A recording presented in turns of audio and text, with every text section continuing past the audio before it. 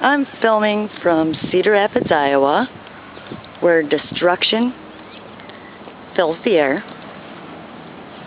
in the Time Check neighborhood.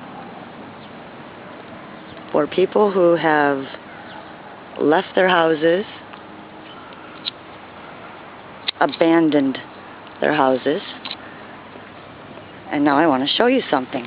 And yes, I'm doing this again for those of you who have already seen this video, or one similar to it.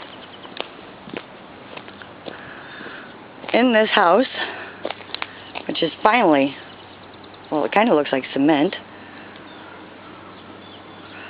What are they, putting a wall around it?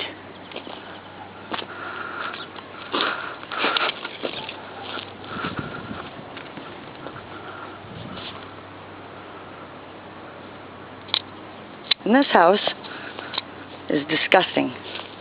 It has never been cleaned out. Never. Yet, other people's houses are falling in the name of imminent threat.